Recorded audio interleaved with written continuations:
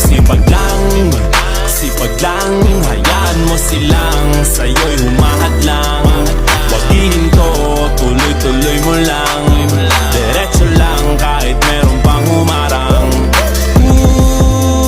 Anong ginagawa mo dyan? Parang naubusan ka sa iyong sarili ng tiwala.